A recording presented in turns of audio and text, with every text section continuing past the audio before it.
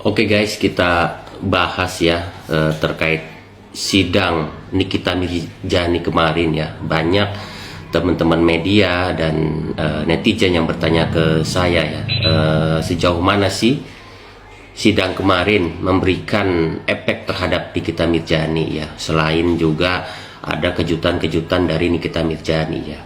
Kita bahas dari saksi ya, dari saksi yang dihadirkan ya. Kalau menurut saya tidak menguntungkan untuk Nikita Mirzani ya.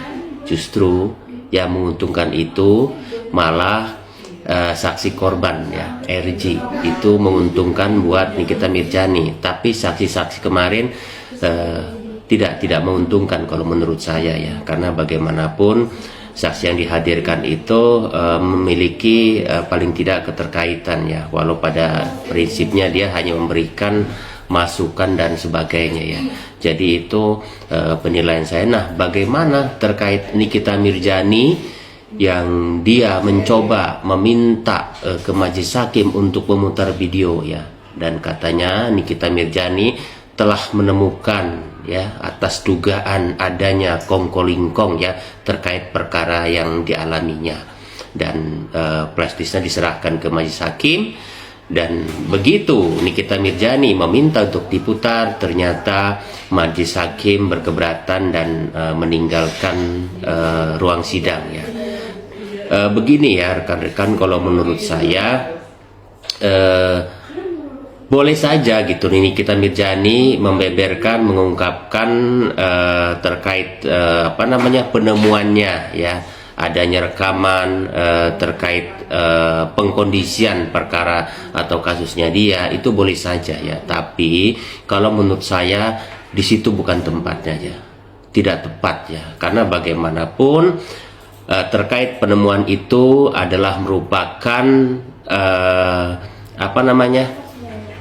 berbeda ya dengan perkara yang sedang disidangkan. Jadi kalau penemuan itu harusnya dilakukan semacam penyelidikan lebih dulu. Jadi konteksnya harus dilaporkan ya, bisa ke KY terkait administrasi dan sebagainya, bisa juga ke Ombudsman, bisa ke Mabes Polri, bahkan bisa saja ke KPK kalau ada kaitannya dengan terkait tindak pidana korupsi ya.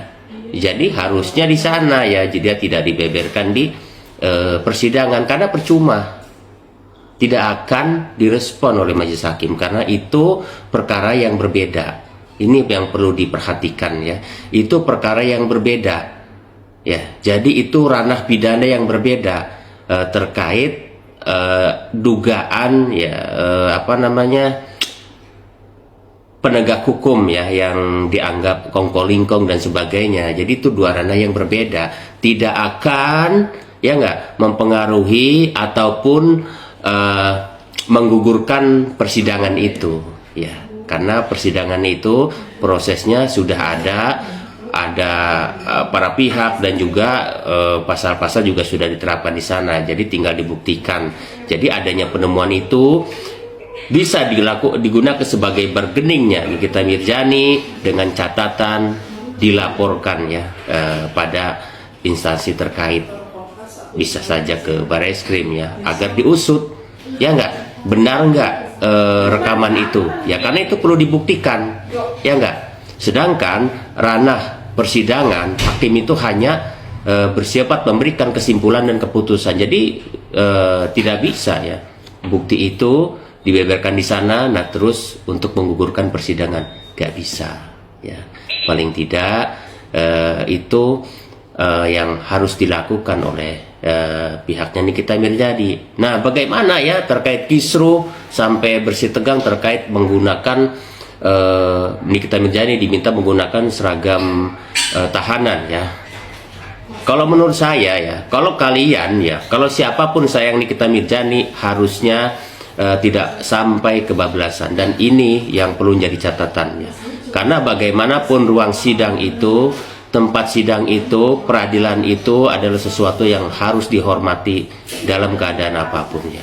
Bila sesuatu yang ditemukan, misalnya kejanggalan terkait masalah hakim, jaksa penuntut umum, itu ada ruangnya ya, ada wadahnya bagaimana cara melaporkannya. Jadi tidak seperti itu ya. gitu loh. Jadi kalau kita sayang Mirjani, jangan sampai itu dilakukan lagi ya, karena bagaimanapun itu akan mencederai dan justru mempersulit Nikita Mirjani, ya enggak? Jadi dianggap nanti Nikita Mirjani tidak menghargai persidangan gitu, seperti itu ya. Jadi boleh saja kita memberikan opini macam-macam terkait masalah majelis hakim, tapi tidak di sana ya. Jadi saya kasih catatan, bila memang sayang dengan Nikita Mirjani, jangan sampai dia melakukan seperti kemarin ya, harus dijaga. Karena itu kenapa jaksa penuntut meminta menggunakan itu, karena itu sudah prosedur yang harus dijalankan, itu tidak boleh ya, ya enggak, seperti itu gitu loh. Dan juga harus dijaga nih orang-orang dekat Nikita Mirjani ya, jangan seperti kemarin juga ya, misalnya apa ada USB atau apa, harusnya dijaga itu ya kuasa hukumnya gitu loh, jangan dibiarkan, kasihan. Karena bagaimanapun saya tidak menyalahkan Nikita Mirjani ya, karena saya maklum gitu loh, karena dalam kondisi seperti itu jadi dia apapun dia lakukan gitu loh, tanpa harus memperhatikan istilahnya etika-etika persidangan, kan itu penting ya, seperti itu.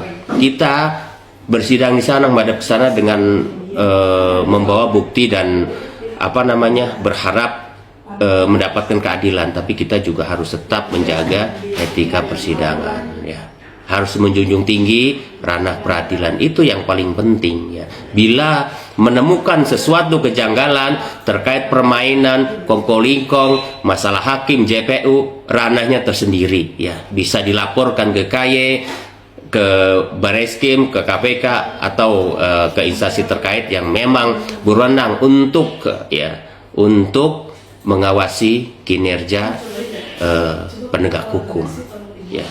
Jadi seperti itu gitu loh ya. Kalau sayang Nikita, jaga Nikita ya, jangan sampai justru kita mendukung tapi malah justru makin mempersulit Nikita Mirjani.